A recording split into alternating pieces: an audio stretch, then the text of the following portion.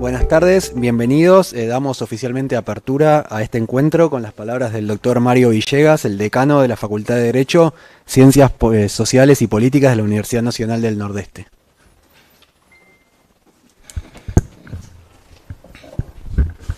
Buenas tardes.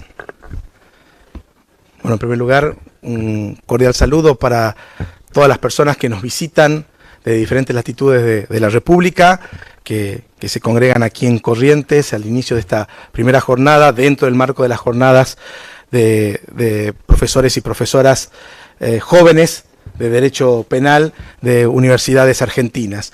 Agradecerle la presencia al querido profesor titular de una de nuestras cátedras, el doctor Daniel Domínguez Senaín, que nos acompaña aquí en el panel, a la doctora Lara Leguizamón, que además de ser docente de nuestra casa, es consejera directiva y cumple roles en la Justicia Federal aquí en Corrientes, la profesora Andrea Quincose, que también nos acompaña aquí en el panel, y al presidente del Colegio de Abogados de la primera circunscripción de Corrientes, el doctor José Cotelo. Para también agradecerle la presencia de estudiantes, graduadas y graduados de nuestra casa y demás docentes de la Facultad de Derecho, de nuestra universidad y de todas las universidades que nos acompañan. Es siempre un grato honor participar, en este caso, de las octavas jornadas de jóvenes penalistas de la Asociación Argentina de Profesores y Profesoras de Derecho Penal, cuya temática destaco ya que permitirá debatir temas actuales de las ciencias penales, cuyos resultados seguramente repercutirán de manera muy provechosa en la vida académica y también en la vida profesional, no solo de nuestra región, también de nuestro país. Desde ya les cuento, por supuesto, que va a ser una jornada muy exitosa por el volumen de discusiones que vamos a tener y porque seguramente la convocatoria que vamos a tener a lo largo de estas dos jornadas va a permitirnos debatir estos temas con intensidad. Voy a ser muy breve, solamente quiero celebrar la realización de estas jornadas en nuestra universidad, por tratarse, entiendo, de un espacio de reflexión, de debate, intercambio de conocimientos que son muy necesarios para el desarrollo de la ciencia jurídica penal, para los estudios universitarios y para la actividad profesional. En los días que corren, los desafíos de la academia nos exige trabajar en la actualización permanente de las reflexiones y de los análisis de las normas y principios jurídicos vinculados con nuestra ciencia para la plena vigencia de los derechos humanos y las garantías en todos los ordenamientos, para repensar la tutela judicial efectiva y los controles de los procesos judiciales, para tener una justicia independiente, moderna, transparente, accesible a la ciudadanía y confiable, así como también fortalecer el sistema jurídico para que sea la base de un mejor Estado de Derecho, con calidad institucional y políticas públicas acordes a la demanda que tiene nuestra sociedad. El derecho penal no es ajeno a todos los debates que se dan en el sistema jurídico y a los aportes que debemos hacer para fortalecer este mismo sistema, convencidos de que las normas y las garantías penales se aprecian mejor cuando el aparato punitivo del Estado es puesto en marcha bajo el exclusivo imperio de la ley. Por esta razón, esta jornada será un espacio de reflexión aguda, diálogo productivo y debate comprometido sobre las temáticas controversiales que atraviesan la parte general de la disciplina, como la responsabilidad penal, la imputación jurídico-penal, el impacto de las nuevas tecnologías en el derecho penal, los aportes de las perspectivas de género y del derecho internacional de los derechos humanos, entre otros puntos claves que se presentarán en una ciencia y un área de una ciencia tan rigurosa. También se abordarán algunos puntos medulares de la legislación penal sustantiva, vinculada a los delitos contra las personas, contra la libertad, contra la integridad sexual, delitos ambientales, económicos y la criminalidad de género, entre otras cuestiones sobre los cuales actualmente existe un fuerte reclamo de nuestra sociedad y también sobre cuestiones de delitos muy puntuales por los grandes problemas que vemos en nuestras comunidades y que tienen un gran impacto público, como los vinculados al narcotráfico, a la inseguridad, a la corrupción, al lavado de activos y al financiamiento del terrorismo, a la trata de personas, así como delitos informáticos, delitos de lesa humanidad, entre otras temáticas que hoy exigen nuestra atención.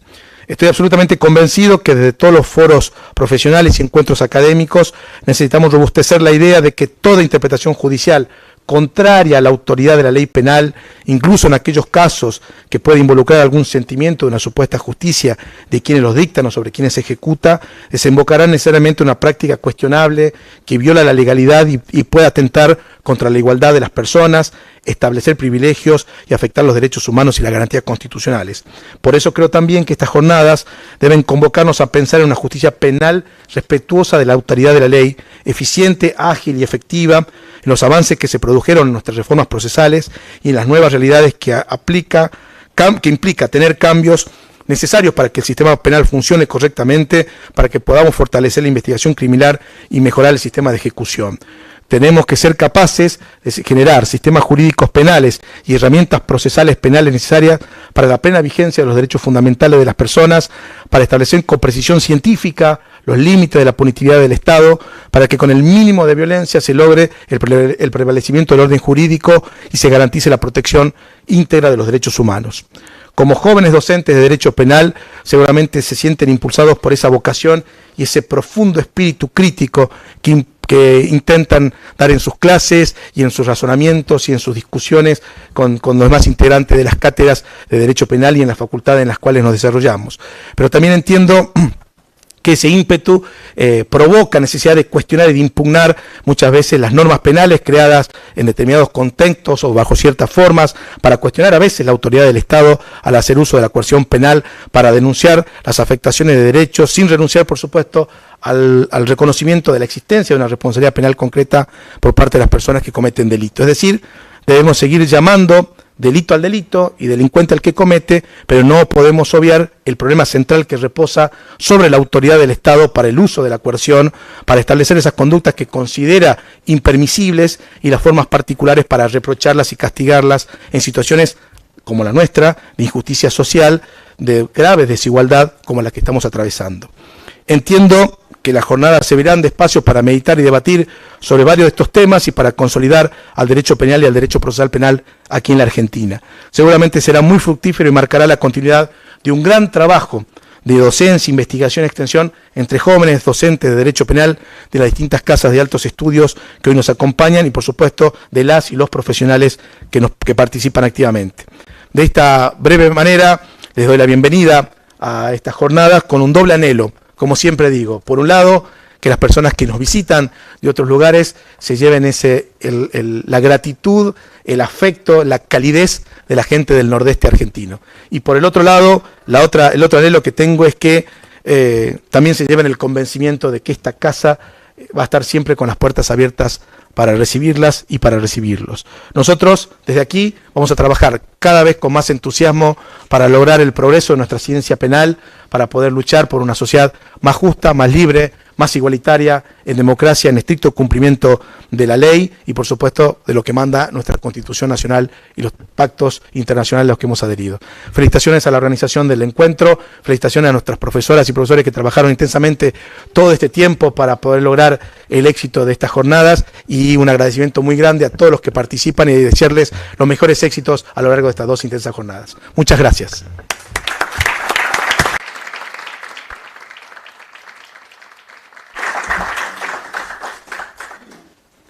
Muchas gracias, doctor. A continuación tendrá la palabra el doctor Daniel Domínguez Enaín, que es vicepresidente de la Asociación Argentina de Profesores de Derecho Penal.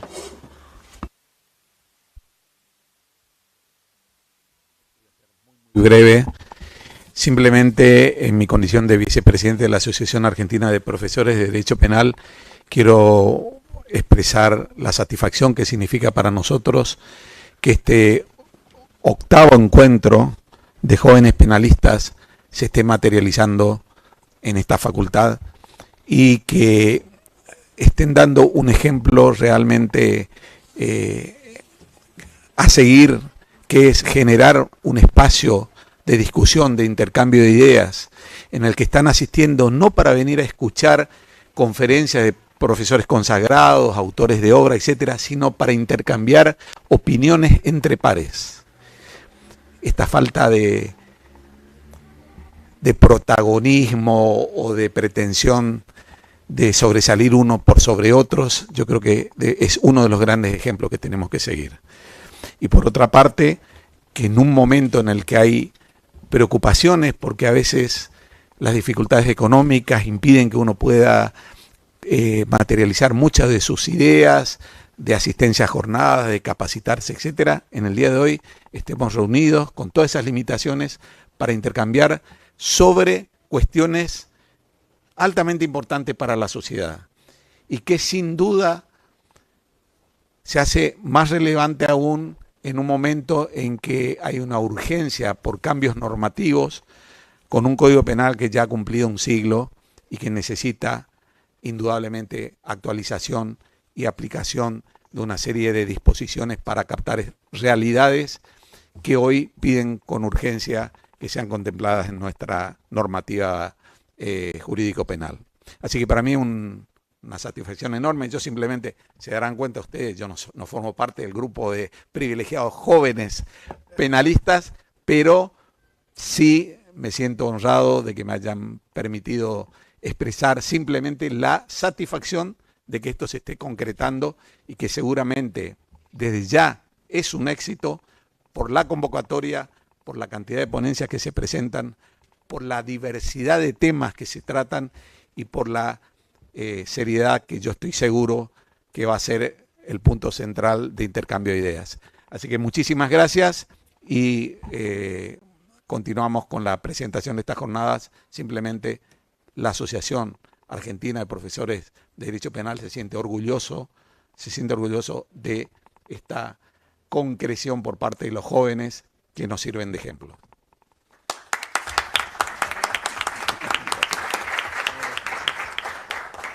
Muchas gracias, profesor. A continuación tendrá la palabra la doctora Lara Leguizamón, que es vocal de la Asociación Argentina de Profesores de Derecho Penal y además es codirectora del Departamento de Derecho Penal de esta facultad. Bueno, muy buenas tardes a todos y a todas. Yo también seré muy breve. Primero les quiero dar la bienvenida, ¿sí?, a todos los que nos acompañan esta tarde y contarles que para mí es una alegría poder compartir con ustedes la apertura de este 8º encuentro de jóvenes profesores de nuestra materia del derecho penal. Por eso le quiero agradecer principalmente al decano, al doctor Mario Villegas, porque nos facilitó este lugar y porque siempre desde un primer momento apoyó estas jornadas que entiendo que son sumamente valiosas para la formación de los docentes del derecho penal, pero también para la formación de los estudiantes y la formación de los abogados. Por eso celebro la colaboración del Colegio de Abogados y del Superior Tribunal y que acompañan esta actividad. Les cuento brevemente, porque lo veníamos hablando con algunas compañeras, este encuentro, la Comisión de Jóvenes recién se consolidó en el año 2017, pero desde antes, sí, desde mucho tiempo antes, los jóvenes tenían un pequeño espacio en el encuentro de adultos, siempre el sábado a la mañana, el viernes a la mañana, cuando había menos asistencia, y gracias a la lucha, el activismo, y voy a usar la palabra la insistencia, de muchos jóvenes docentes como María Ángeles Ramos, Fran Figueroa, Nadia Espina, Vicky, Giglia, que está acá, se pudo conformar recién en el año 2017 la primer comisión de jóvenes profesores de Derecho Penal. Y por supuesto con el apoyo importante de profesores titulares, porque sin el apoyo de los profesores titulares nada de esto sería posible. Entonces yo hoy lo quiero nombrar especialmente al profesor Javier De Luca, que siempre apoyó la actividad de los jóvenes, impulsó la actividad de los jóvenes, y hoy cuando venía para acá lo tenía muy presente, así que no quiero dejar de nombrarlo. Y recién a partir del 2017 los jóvenes pudieron crear un espacio propio o consolidar un espacio propio, y entiendo que este ámbito es un foro de discusión abierto, plural, federal, igualitario, donde jóvenes de distintas universidades intercambian, ¿sí?, discusiones sobre temas actuales que son de preocupación común y son temas que trascienden la práctica profesional y nos llevan a la necesidad de una discusión más profunda, una discusión científica y una discusión académica. Esto se refleja sin dudas en el programa y en los temas elegidos. Tenemos muchos temas como eutanasia, cuestiones de género, cuestiones de lavado, criminalidad compleja, vulnerabilidad y sistema penal, ¿sí? O sea, todos los temas que se van a debatir son temas que de alguna manera nos invitan a la discusión y hacen a nuestra formación docente. Siempre pensando en la necesidad de buscar soluciones justas, racionales, igualitarias y aportar desde la docencia a la consolidación del Estado de Derecho, que siempre entiendo que es el punto de partida, como lo remarcaba el decano, el punto de partida para la solución de todos los conflictos. Por eso entonces agradezco también el apoyo del presidente de la asociación, el doctor Slokar, que creo que con su presencia jerarquiza este encuentro, del doctor Domínguez, que es el vicepresidente de la asociación, y a través de todos ustedes también un especial saludo a todos los titulares de las cátedras del país de nuestra materia, porque entiendo que el apoyo de los titulares es fundamental para impulsar la participación de los jóvenes, que espero que cada año sea mayor. Y sin duda, descarto sin dudas el éxito de la actividad. Y bueno, pierdan el miedo a participar, a enviar ponencias, aun cuando uno no exponga, enviar una ponencia es también una forma de participar, asistir asistiendo, apoyando a los colegas que exponen, también es una forma de apoyarnos entre todos. Así que bueno, desde ya cuenten con nosotros para la actividad y muchos éxitos. Nada más, gracias.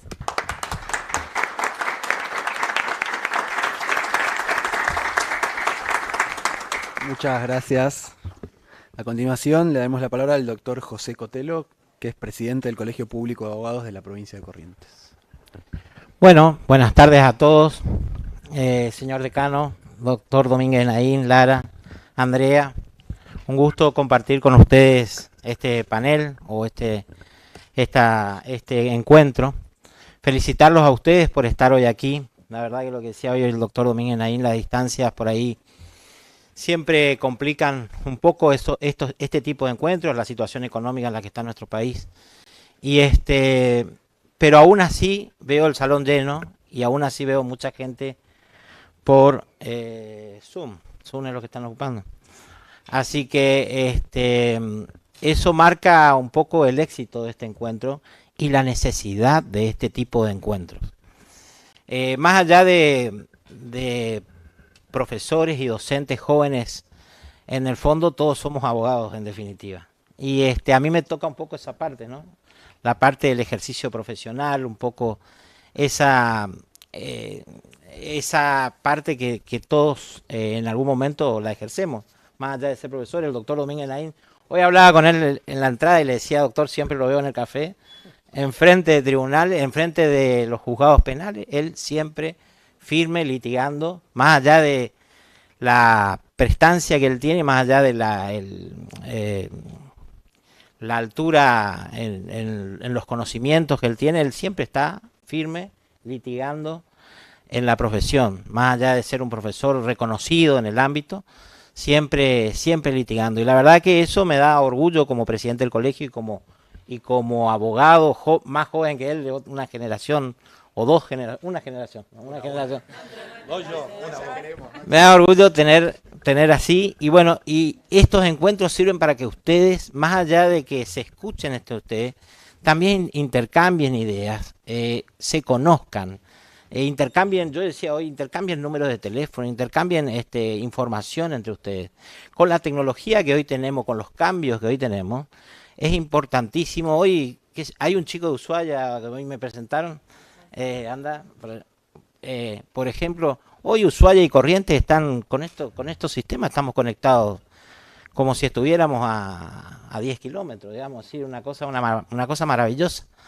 Entonces, esas interconsultas que después podemos hacer entre nosotros mismos, vía Zoom, vía WhatsApp, llamadas, WhatsApp, videollamadas, se llaman, ¿no? Videollamadas, WhatsApp, es decir, todo eso ayuda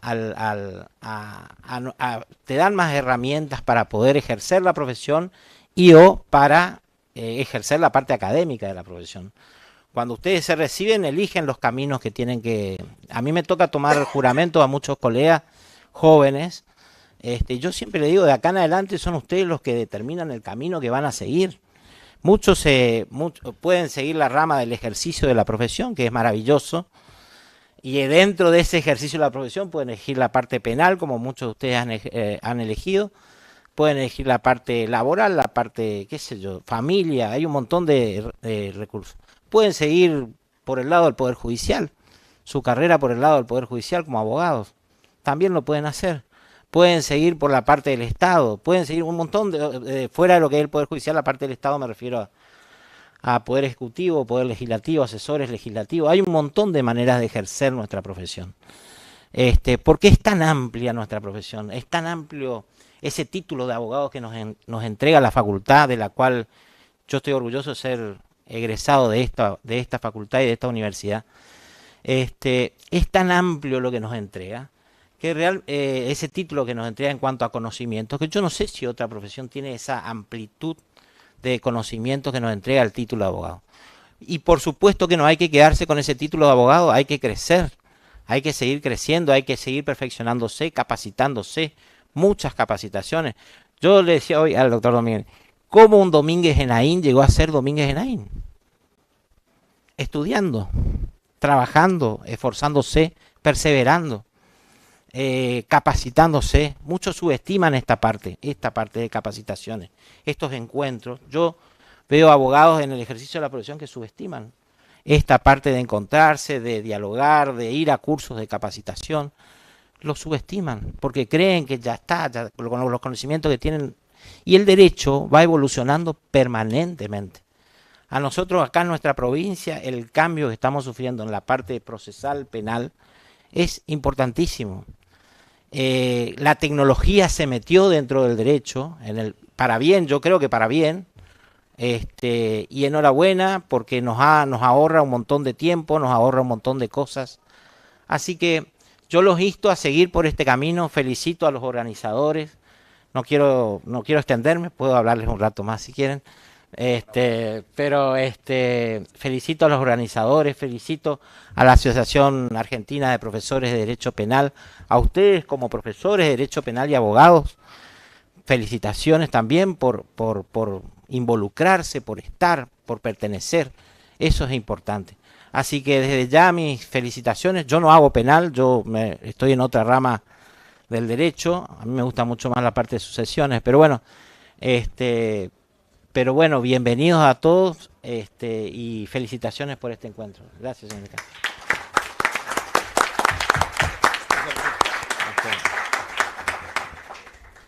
Muchas gracias. A continuación vamos a ver un video que envió el doctor Luis Rey Vázquez, que es presidente del Superior Tribunal de Justicia de la provincia de Corrientes.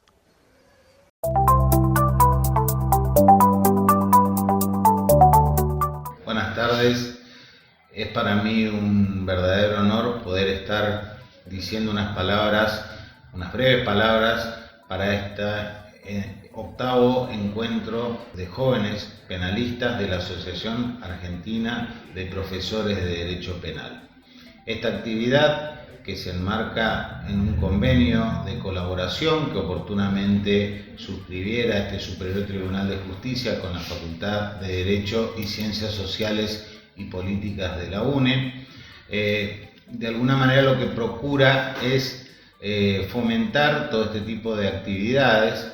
Por ese motivo esta actividad ha sido declarada de interés y auspiciada mediante el acuerdo 11 de este año, concretamente en el punto 16º, y entiendo que resulta muy oportuno porque, como ustedes saben, Corrientes ha asistido a una importante reforma procesal en los diferentes fueros y en especial en el fuero penal con el nuevo Código Procesal Penal, ¿no? Y necesariamente requiere de la realización de actividades desde los distintos ámbitos, pero en este caso entiendo que los jóvenes resulta fundamental que realicen y tengan la iniciativa en este tipo de encuentros. Desde ya entiendo que será muy provechoso para todos ustedes y ese es mi deseo en especial para que puedan aprovechar al máximo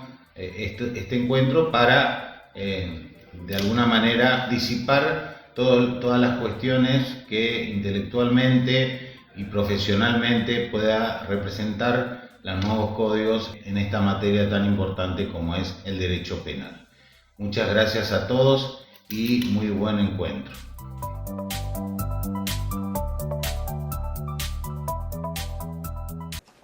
Bueno, y para cerrar esta apertura le voy a dar la palabra a la doctora Andrea Quincose Vilalta, que es coordinadora de la Comisión de Jóvenes de la Asociación Argentina de Profesores de Derecho Penal, pero además me tomo la licencia de decir que es la gran artífice de todo esto, más allá de muchas colaboraciones, ayuda y apoyos, fue la que organizó todo el evento, la que se lo puso al hombro y gracias a quien estamos acá, así que pido un fuerte aplauso para ella.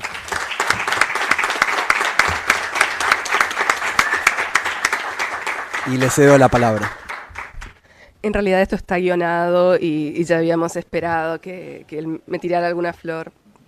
Gracias, Gonzalo, gracias a las autoridades de la facultad, de la asociación, del colegio, del Superior Tribunal de Justicia y a todos los asistentes por sumarse a estos encuentros que se vienen realizando, como bien dijeron quienes me precedieron en la palabra, desde hace ya varios años y tienen la particularidad de que, como bien dijo Daniel hace instantes nada más, lo que buscan fomentar es la discusión y no la mera exposición de los temas. Siempre la gente que participa de estos encuentros está trabajando algún tema concreto, por lo general en el marco de sus tesis de maestría, de sus tesis doctorales, trabajos en el marco de especializaciones que van realizando como parte de su formación continua. A su vez, dentro de las obligaciones que los docentes tenemos como parte de los claustros justamente de profesores, la investigación tiene una importancia central. Entonces, en general encontramos personas que están trabajando temas actuales, que lo están haciendo a conciencia y que por lo tanto realizan un aporte de un rigor científico muy elevado en todas las jornadas que tuvimos la suerte, el honor y el orgullo de realizar a lo largo de estos años. Yo estoy convencida de que este encuentro, el 8º, no va a ser diferente. Hemos, me atrevo a decir, roto récords cuando competimos contra Buenos Aires, con lo convocante que es, por supuesto, siempre tenemos menos inscriptos, pero este es el encuentro que más ponencias ha recibido. Este también tiene 32. Acá se va a generar una polémica, pero estamos realmente muy orgullosos de lo que generó este encuentro, de la participación de, por un lado, los expositores, a quienes agradecemos, por un lado, por haberse tomado el tiempo y el esfuerzo de presentar ponencias, como les decía, con alto rigor científico. Al mismo tiempo, les agradecemos a quienes vienen a participar y a escuchar y a debatir y a construir de alguna manera la clase de academia que queremos los jóvenes integrar a medida que nos vayamos desarrollando dentro de la carrera docente. En este sentido, la impronta de la Comisión de Jóvenes históricamente desde que apareció en escena fue bregar por una paridad de género en los paneles, el federalismo y la paridad de escuelas, ¿sí? Creemos que es justamente a partir del debate y de la diversidad de corrientes científicas que vamos a construir una academia justamente muy rica, muy provechosa, que nos posicione, como de hecho siempre ha sido en la Argentina, pero que nos mantenga en todo caso en el lugar que nuestros mentores académicos nos han posicionado. Por eso también hago mías las palabras de Lara. Hay que agradecer especialmente a los titulares que fomentan en los integrantes de sus cátedras, en sus discípulos, esta clase de formación que nosotros vemos en los encuentros. Bueno, a mi titular también le agradezco el apoyo en la ejecución de este evento, en la motivación para la formación personal, ¿sí? Y bueno, espero que tengamos todos un muy buen congreso y que lo sepamos aprovechar. Gracias.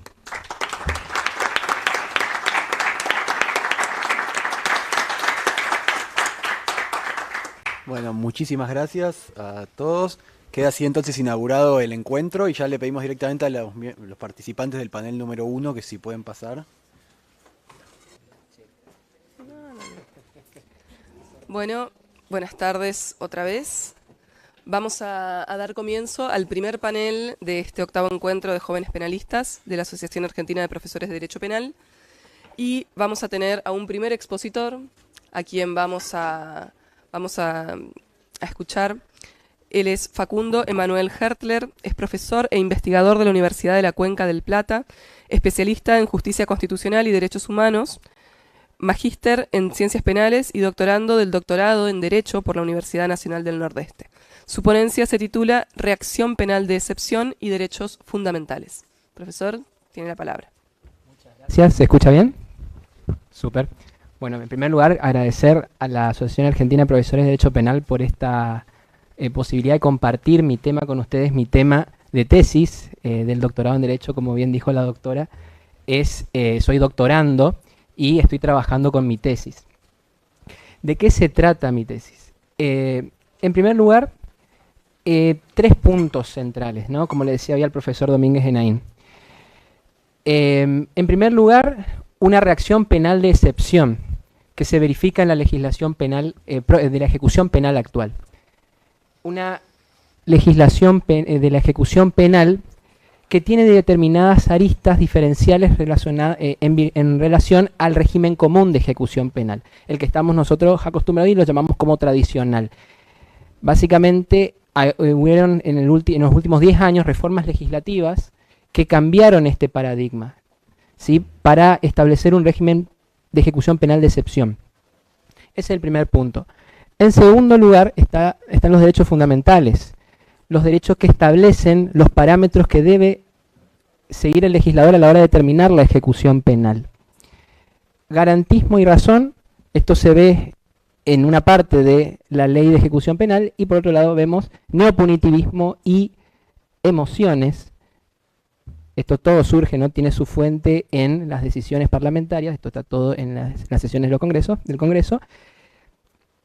Emociones. Entonces vemos acá un binomio, ¿sí?, una política criminal ambivalente, una política criminal pendular en los últimos 10 años.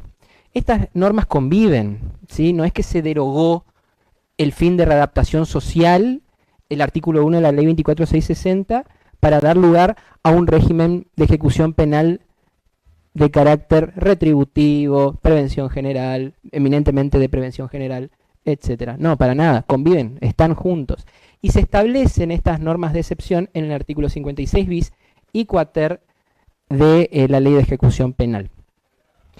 También en el artículo 14 del Código Penal, ¿sí? Básicamente se restringen los beneficios del periodo de prueba, salidas transitorias, semilibertad, etc. Y como un cuarto y último periodo del régimen de progresividad, la libertad condicional, artículo 14 del Código Penal, para determinados delitos, autores de determinados delitos, ¿sí?, para autores de determinados delitos. Si uno verifica el artículo 56 bis, le diría a mis alumnos, fíjense sus leyes especiales, su derecho penal accesorio en sus códigos penales, se verificará que existe un determinado número de delitos que, por su gravedad, de acuerdo a los legisladores, se estableció un régimen de ejecución especial mucho más duro que el tradicional, ¿sí? Estamos hablando de delitos de narcotráfico, homicidios agravados, trata de personas, delitos sexuales, etc. ¿Sí? Hay una enumeración que está ahí en el 56 bis.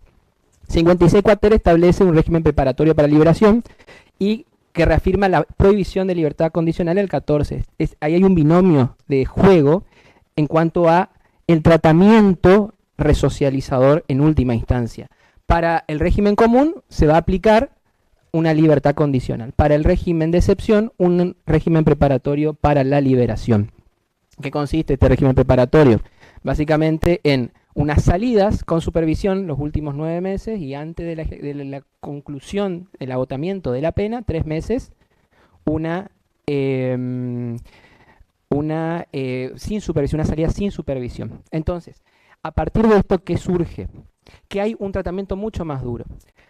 Hay otra discusión que se da en el seno de la casación penal que tiene que ver con esto, que tiene que ver con la declaración de constitucionalidad de estas normas frente a el rechazo casi unánime de la doctrina, que afirma que es inconstitucional básicamente basándose en el principio de igualdad ante la ley que se podría haber lesionado, también del principio resocializador, artículo 5.6 de la Convención Americana de Derechos Humanos, 10.3 del Pacto Internacional de Derechos Civiles y Políticos. Encontramos acá que hay una normativa internacional de derechos humanos que suscribió la Argentina, pero que según la casación, se ponen en tensión, pero no se afectan.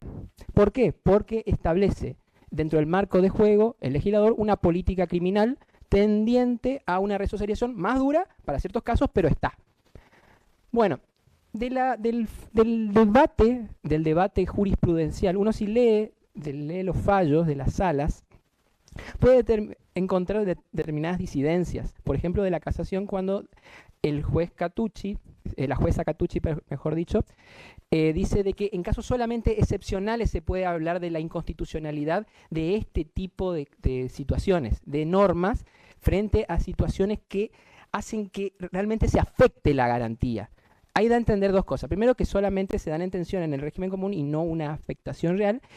Y hay casos que sí permitirían una afectación real. Ahí entra la idea de vulnerabilidad. El juez Slocar, en un fallo del 2000, vamos a mirar rápido, del 2021, perdón, 2017, cuando hubo un caso de una mujer mula, dijo, acá nos olvidamos de que nosotros firmamos una convención, la Convención Belén do Pará, y que tenemos una obligación acá de darle un tratamiento diferencial a esta persona. No le podemos aplicar el 56 bis. Tenemos que aplicarle un tratamiento diferente porque firmamos un convenio internacional. Y ahí está justamente la situación de violencia de género, la situación de género es una situación de vulnerabilidad. Entonces ahí entra otro elemento, la vulnerabilidad. 3 elementos. Y entonces, la vulnerabilidad. Esto me lleva a la siguiente hipótesis. Que en esos casos, cuando hay vulnerables, sí se afecta la garantía. Y en los términos de Roxin, básicamente nosotros tenemos que hacerle caso a la política criminal hasta un cierto límite. Dice el profesor Roxin, cuando nosotros analizamos la jurisprudencia alemana, ¿sí? Él habla del superior Tribunal de Justicia, el Tribunal Constitucional alemán, dice él, en el fallo Lebach, ¿sí? Se estableció lo siguiente, que es un derecho humano fundamental la resocialización, ¿sí? Y eso no quiere decir socialización forzosa. ¿Por qué? Porque es parte de la dignidad del hombre darle la posibilidad a una persona de reincorporarse, obviamente con las limitaciones constitucionales, proporcionalidad, culpabilidad, etc. Eso permite toda una construcción, ¿no?, del injusto y también de la ejecución penal. No por nada él dice de que la ejecución penal es la prevención especial. Entonces, aparte de eso, está lo que sería la validez de las normas jurídicas. Esto es importante, ¿por qué? Siguiendo el mismo marco teórico, está Luigi Ferrajoli que dice, las normas van a ser válidas materialmente cuando por su contenido no afecten en su contenido principios que están consagrados en normas de grado superior, es decir, la Constitución y Tratado Internacional de Derechos Humanos. A partir de esta idea, nosotros decimos en la hipótesis, estas normas de excepción son inválidas, materialmente hablando, en los términos de Ferrajoli, porque afectan un axioma de su construcción de axioma, el axioma 3, que es básicamente nula pena sine necessitate. De eso surgen 2 puntos. La última ratio no solamente es en el delito, sino también en la pena y en el modo de ejecución de la pena, cuando afecte la dignidad humana.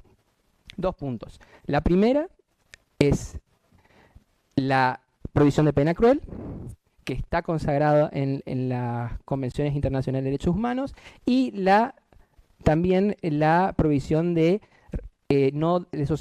provisión de desocialización intolerable o, como todos lo conocemos, el deber de resocializar, que está en el 5.6 de la Convención Americana. Eso implícita, se hace una doble interpretación. No se puede desocializar, y no desocializar de una manera intolerable. Esto es parte de nuestra política criminal. De esta conjugación surgen 2 propuestas. Nosotros decimos que a partir de esta idea se pueden ofrecer 2 propuestas para superar el problema, y con esto termino. La primera, que es de carácter legislativo.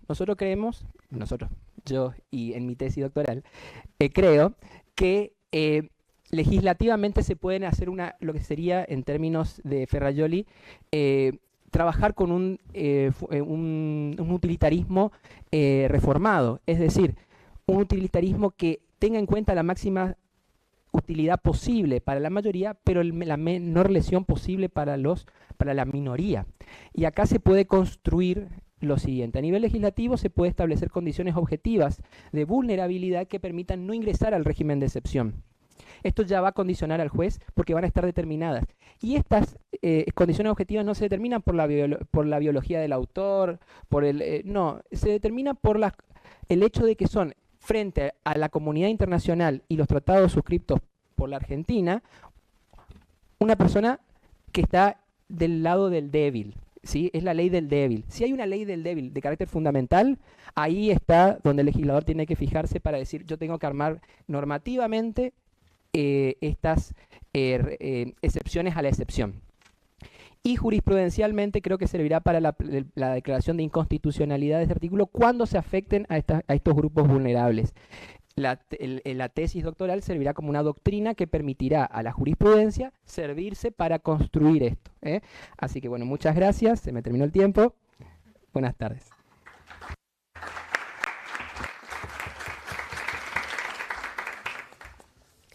Muy bien, en primer lugar, gracias Facundo por tu apego al límite de tiempo que es de 10 minutos, así que sabemos que es bastante escaso, pero se puede sintetizar.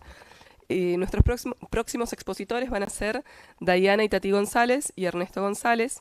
Ellos son estudiante y abogado respectivamente en esta casa de estudios, y nos van a presentar un trabajo titulado Principios Rectores de la Ejecución de la Pena. Su auditorio. Buenas tardes a todos y a todas. Primero que nada agradecer por la gente que nos está escuchando hoy. Yo soy Dayana González y acá estoy junto a mi hermano Tito González. Y nosotros, nuestra ponencia, hicimos sobre los principios rectores de la ejecución de la pena, entendiéndolos a estos como pautas o patrones que debe respetar nuestro legislador al momento de redactar la ley penal.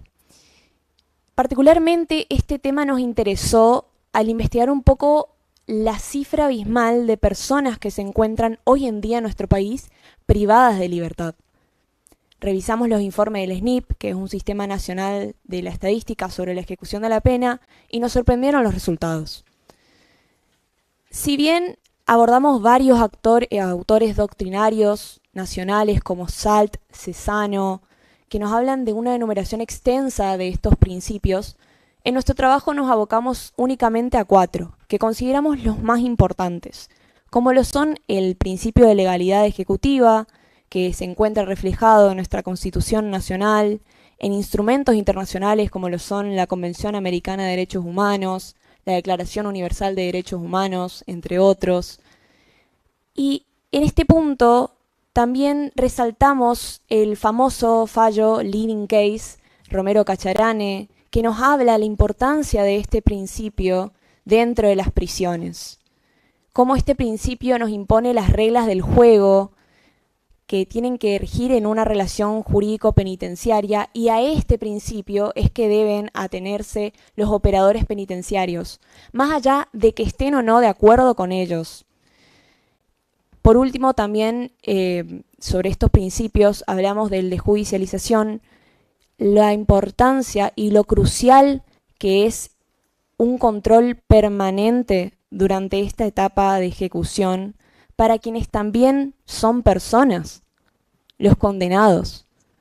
Cabe destacar que el ingreso a una prisión de un hombre y a una mujer no los desprotege de los derechos que se les reconoce como personas, y hay que velar y garantizar el cumplimiento de estos derechos que le corresponde a estas personas.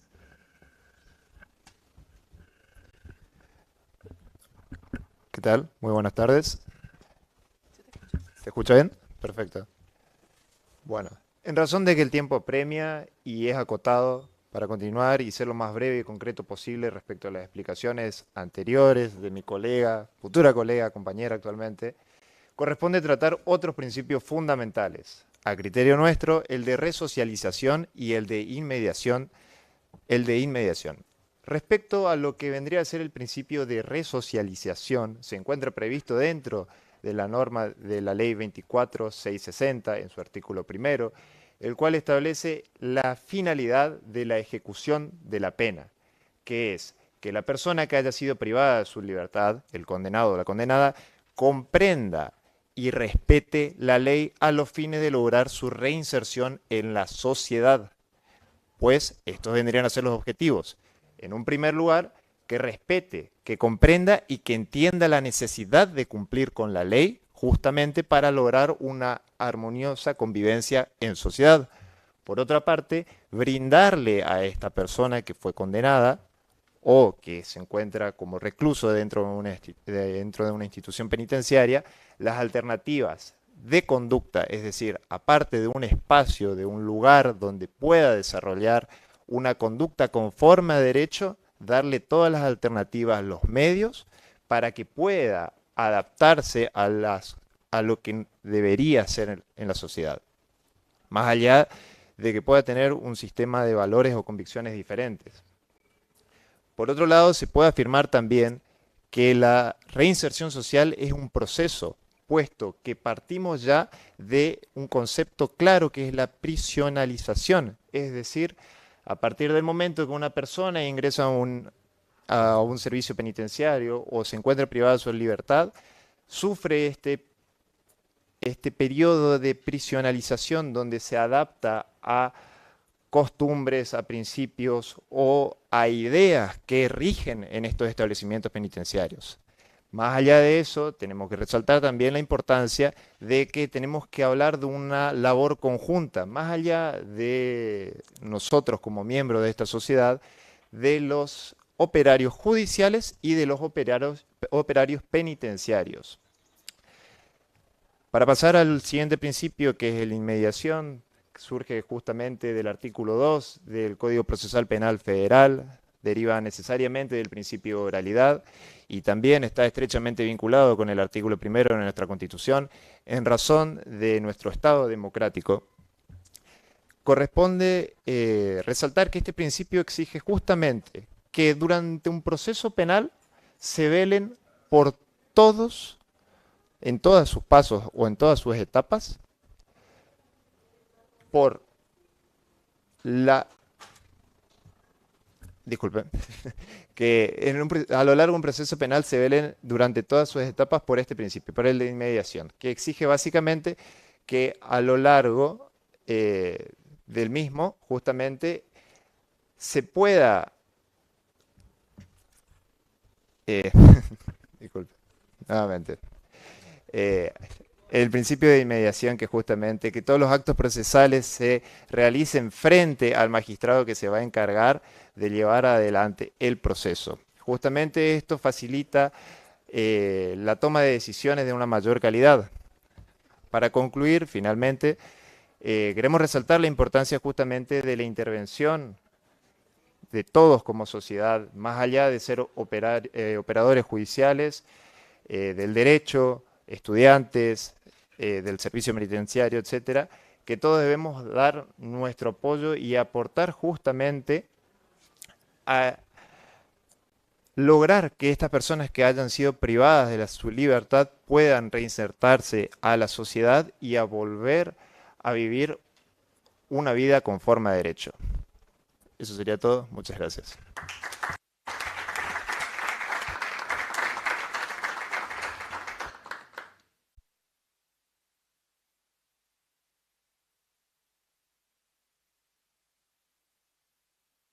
A continuación va a hacer uso de la palabra María Belén Safdie, abogada y profesora universitaria.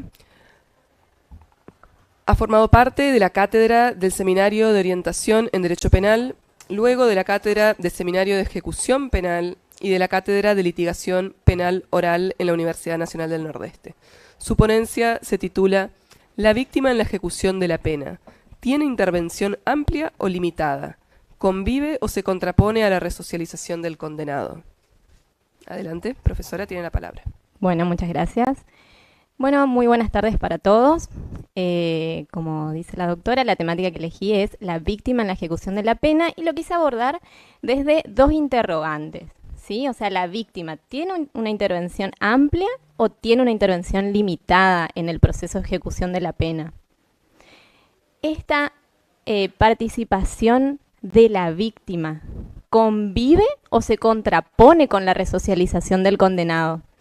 Entonces, para poder ir respondiendo a estos interrogantes, voy a hacer un muy breve recorrido cronológico de las normativas que tenemos. Por un lado, la Ley 24660 que se dictó en 1996, que por supuesto no contemplaba a la víctima en ese momento. Luego, tuvimos el anteproyecto del Código Procesal Penal, que fue en el 2007, que ya hace una aparición allí en un artículo la víctima y que dice que va a ser oída por el fiscal y el fiscal va a determinar que pueda ser escuchada la víctima por el juez. O sea que acá ya tenemos una aparición de la víctima. Luego tenemos que este anteproyecto finalmente no fue publicado, pero sí luego la ley 26.813 viene a reformar la ley 24.660, esto ya fue en el año 2013, y reforma el artículo 17, 28 y 54. Y determina que ante algún egreso anticipado del condenado, es decir, alguna salida transitoria, alguna libertad condicional, se informe a la víctima, ¿sí? Y la víctima pueda ser escuchada. Es decir, acá se introduce formalmente en la Ley de Ejecución de la Pena un artículo que viene a reformar ante estos egresos anticipados del condenado. Ahora bien, esta reforma fue exclusivamente cuando el condenado era por los delitos de los artículos 119, 120 y 125, o sea, los delitos contra la integridad sexual. Ahora bien, acá hay crítica de los autores que hay una delimitación muy amplia de lo que sería la intervención de la víctima en este proceso de ejecución de la pena. O sea, va a ser oída con qué incidencia, ¿sí? O sea, qué incidencia va a tener esta opinión que pueda dar la víctima en esta instancia. Entonces, nuevamente después, 5 años después, la ley 24.660 es reformada por la ley 27.375, ¿sí? En el año 2017, y finalmente introduce el artículo 11 bis. Acá sí toma protagonismo la víctima. Acá aparece la víctima en el proceso de ejecución de la pena y dice que va a tener derecho a ser informada y a expresar su opinión y todo cuanto estime conveniente ante el juez de ejecución, ante los ingresos anticipados. Entonces, esta finalmente incorporación de la víctima en la ley 24.660 va acompañado a su vez de la ley 27.372, que es la ley de derechos y garantías de las víctimas, que viene a conceptualizar qué es la víctima, ¿sí? Viene a decirnos que la víctima es la persona ofendida directamente por el ilícito penal, o bien, ¿no es cierto?, el cónyuge, el conviviente, padres, hijos, hermanos o tutores, o guardadores de los delitos cuando, por supuesto, la víctima haya muerto. Entonces, tenemos que esta ley viene a darnos también viene a decirnos todos los derechos, ¿sí?, que tiene la víctima en cuanto a asesoramiento, protección, asistencia, representación. Es así que también esta ley incorpora el artículo 11 bis en su normativa. Y por último, también establece esta ley que el juez de oficio, si ve que la víctima va a estar en un peligro inminente, puede determinar medidas protectoras. Ahora bien, vamos ya a adentrarnos en lo que es la opinión de la víctima. Entonces, hicimos este breve recorrido normativo para entender que por fin tiene un reconocimiento de la víctima en el proceso de ejecución de la pena, es decir, que se le da voz en el proceso.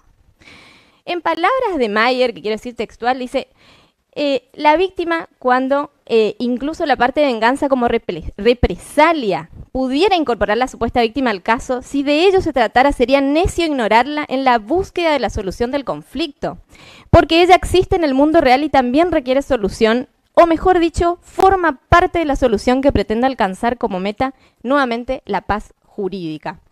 Entonces, siguiendo con este análisis, dice: la víctima tendrá derecho a ser informada. Por supuesto, o sea, la víctima tiene que saber qué beneficio liberatorio va a gozar esta persona. O sea, va a gozar de una libertad condicional, de salidas transitorias, cómo es, cuándo va a salir, qué requisitos tiene que cumplir esta persona para gozar de este beneficio. Y después a ser oída. Bien, cuando decimos la víctima va a ser oída, no se tiene en cuenta este alcance, ¿sí?, de hasta dónde va a tener esta implicancia, esta voz de la víctima.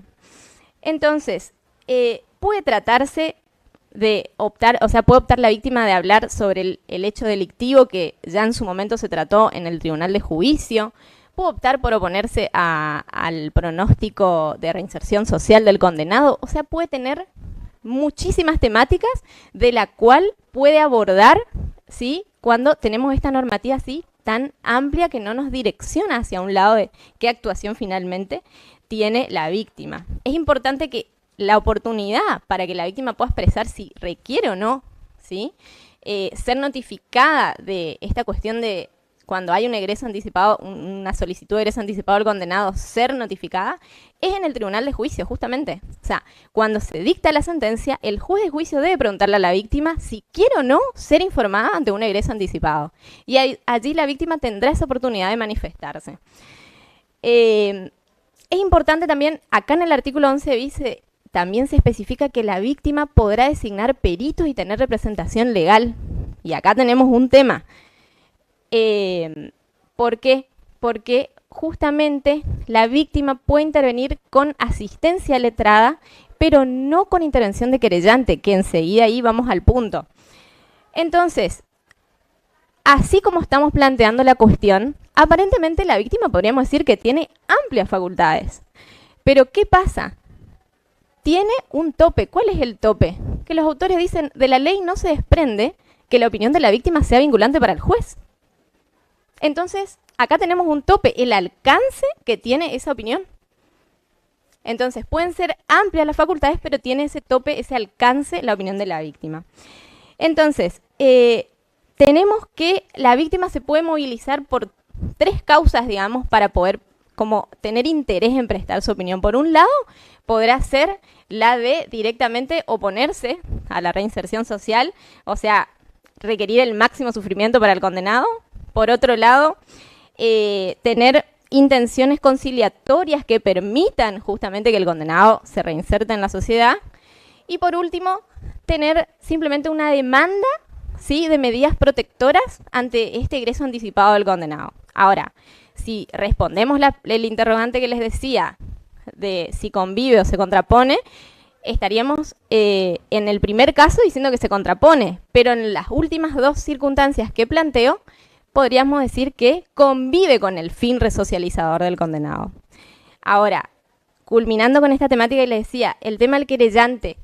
En esta situación de la víctima hay exclusión del querellante, y esto lo determina el Código Procesal Penal de la Nación, cuando dice que la parte querellante no tendrá intervención. Entonces directamente lo excluye. ¿Qué quiere decir esto que excluye el querellante?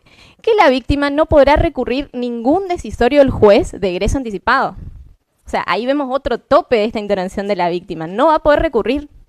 Va a poder dar su opinión, pero no va a poder recurrir al decisorio. Entonces, ¿cómo va a ser esta audiencia con la participación de la víctima? Y es muy diversa. Tampoco se determinó el alcance de esta audiencia. ¿Va a ser solo con la víctima el juez? ¿Va a estar el condenado en esa audiencia y ahí en ese momento va a pedir su egreso anticipado y la víctima va a dar su opinión?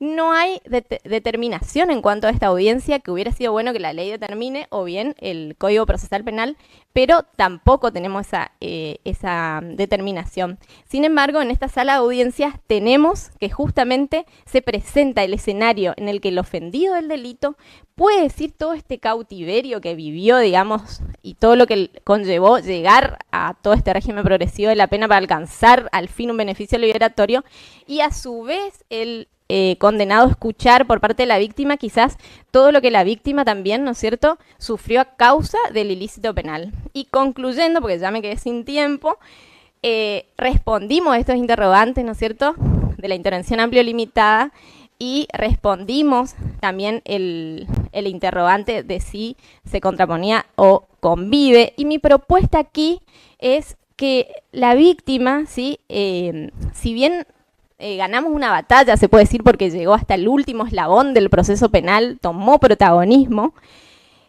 la víctima cuando llega a la audiencia está desconcertada, muchas veces todavía movilizada por lo que le ocurrió, el delito que le ocurrió, todo el proceso penal que ya estuvo detrás.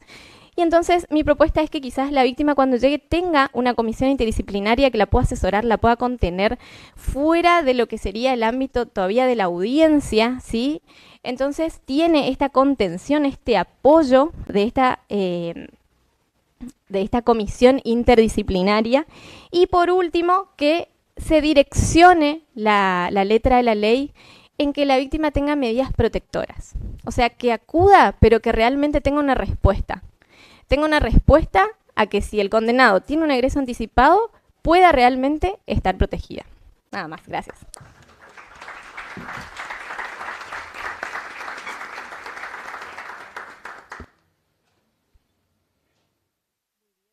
A continuación va a hacer uso de la palabra la relatora de este panel, que es María Victoria Gigli. Ella es especialista en Derecho Penal, especialista en la magistratura, doctoranda en Derecho y jefa de trabajos prácticos en la Facultad de Derecho de la Universidad Nacional de Rosario. Buenas tardes, espero que estén muy bien. Primero, muchas gracias a toda la comisión organizadora, especialmente a Andrea Quincose Vilalta, que, como dijeron los antecesores del panel de presentación, se puso el encuentro al hombro y hizo que todo esto sea posible, por supuesto con la ayuda de todo su grupo de trabajo y de los académicos que permitieron este acceso. Después, felicitar a los expositores.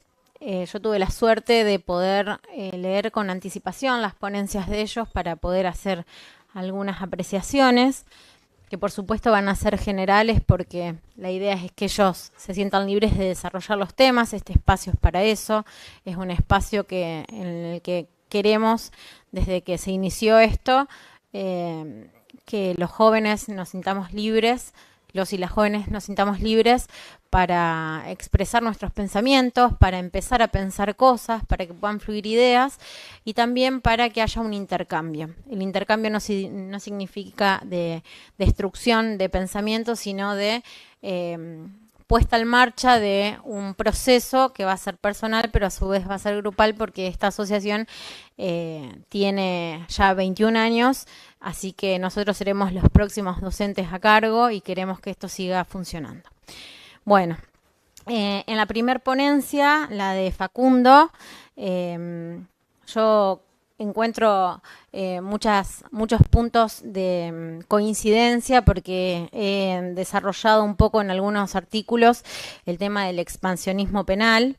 Entonces voy muy alineada con su pensamiento.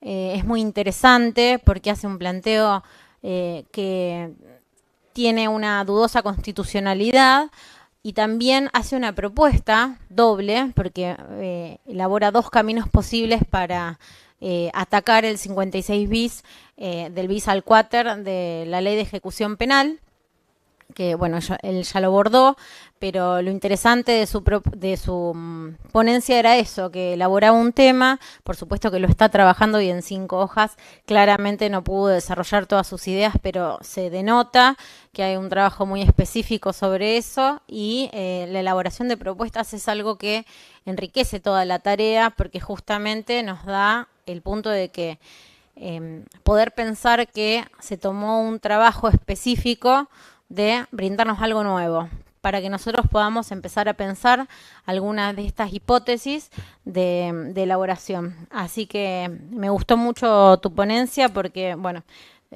también he escrito mucho sobre el tema y me gusta mucho remarcar siempre que el poder punitivo hay que reducirlo y limitarlo.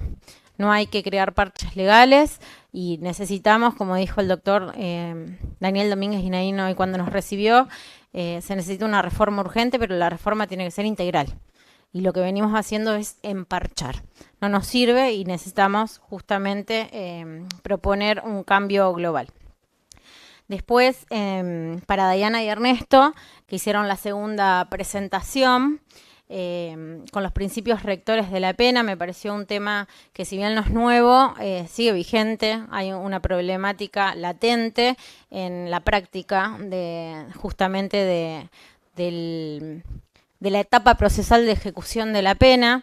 Me pareció muy bueno la elaboración de los principios, el desarrollo de algunos principios que seleccionaron de entre un montón más, entiendo. Y que bueno, que tiene que ser un puntapié para seguir elaborando esto. Lo vi como inicial al proceso de que empiecen a hablar de los principios y también me parecía plantearles a ver si ustedes tendrían alguna propuesta para mejorar estas prácticas, aparte de la conclusión que fue que justamente entre todos los operadores del sistema tenemos que ponernos las pilas y tratar de poner lo mejor de sí y cumplir los parámetros legales para que esto se pueda hacer efectivo. Pero si ustedes a lo mejor pueden elaborar alguna propuesta para una ponencia futura, estaría buena. Y después, por último, la ponencia de María Belén. Me pareció muy interesante porque la víctima es un sujeto que no es nuevo. es nuevo en su reconocimiento, pero a su vez estuvo siempre, porque no hay delito si no hay un bien jurídico afectado. No siempre tenemos una víctima humana, pero siempre tenemos alguien afectado. Sin embargo, pese a que haya una ley nacional y que tengamos un montón de tratados internacionales, cada provincia también se guarda la posibilidad de legislar, tiene la obligación, pero se guarda la posibilidad de legislar el cómo y el dónde participa la víctima. Decirte que hay muchas inquietudes en la ponencia que vos realizás sobre la incertidumbre que crea esta forma de legislación, porque deja abierto un montón de preguntas, pero contarte que, por ejemplo, yo pertenezco a la provincia de Santa Fe, no la veo, perdón, en la provincia de Santa Fe tenemos una ley de víctimas provincial y tenemos a la víctima incorporada del 2014, que a lo mejor te sirve como para ver otra provincia, ver cómo se efectivizó, y sí tenemos planteado legalmente en cada etapa del proceso qué hace y cómo lo hace la víctima. Está bueno eso, que capaz que te puede ayudar para, qué sé yo, si querés seguir elaborando el tema, está bueno porque en provincia nuestra ya la tenemos, ya se está ejerciendo. También no te puedo dejar de decir que el ejercicio es muy tedioso, porque obviamente que se mezclan un montón de valores extrapenales en juego, porque venimos con intereses obviamente distintos, todos los actores vienen con intereses distintos, pero bueno, contarte que sí, nosotros tenemos desde el inicio hasta la finalización, y a la finalización hablamos el efectivo cumplimiento de la pena, hasta el final tenemos la obligación de notificar a la víctima para que preste su consentimiento o no, exprese lo que diga, y tampoco es vinculante para el juez, por supuesto, pero tenemos obligación de anoticiarla con un lenguaje acorde a las capacidades o a las características personales, y no tenemos eso que vos mencionás que me resultó muy interesante, de tener un acompañamiento interdisciplinario, porque nosotros como proceso penal nos ocupamos ciertamente de declarar o no culpable a alguien y aplicar una pena, y este sujeto es un sujeto nuevo y raro para nuestro sistema acorde, pero me pareció interesante esto, y te puedo poner a disposición el material de la provincia de Santa Fe por si te interesa seguir abordando el tema. En general las ponencias me resultaron muy novedosas, no son temas nuevos, pero son temas latentes, y eso es lo que revalidé de este panel. Así que muchas gracias.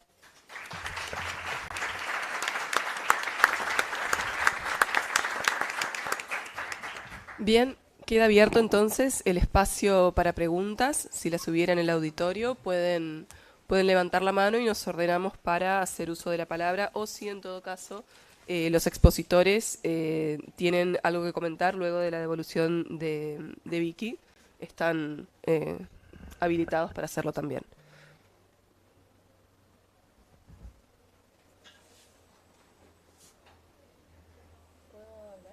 Adelante. Bueno, personalmente quería invitarlos a leer no solo nuestra ponencia, sino de la de los demás expositores, porque yo no las había leído y me resulta muy interesante los temas que tocaron, y no solo los de hoy, sino también los de mañana. Ya me comentaron un poco las temáticas que van a abordar, y suena realmente interesante, ya sea para profesores, alumnos, quienes son nuevos, quienes ya están pronto a recibirse, para poder abordar y conocer más sobre estos temas que, como dijo Vicky, no son nuevos, pero están latentes. Así que nada, agradecerlos a todos por escucharnos, y los invito a leer mi ponencia con la de mi hermano y la de las demás personas. Gracias. A ver,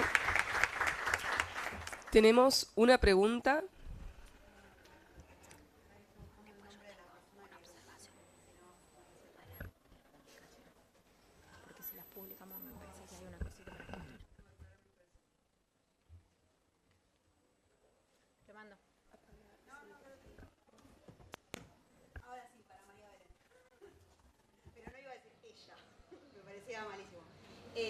No, es una pregunta controversial, digamos, pero Sí. ya que venís trabajando el tema víctima, ¿qué pensás acerca de la participación de la víctima en los procesos de juicio por jurados?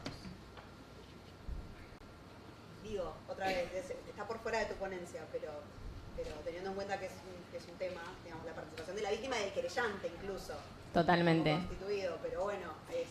Yo, la verdad, pregono la participación de la víctima en todo el proceso penal. O sea, desde el inicio hasta justamente en la temática yo estuve justamente que es la ejecución de la pena. O sea, pregono y tengo la bandera de que la víctima tiene que tener protagonismo en todos los estadios y en todas las etapas del proceso penal, incluido el juicio por jurado, sí. Bien, ¿hay alguna otra pregunta en el auditorio?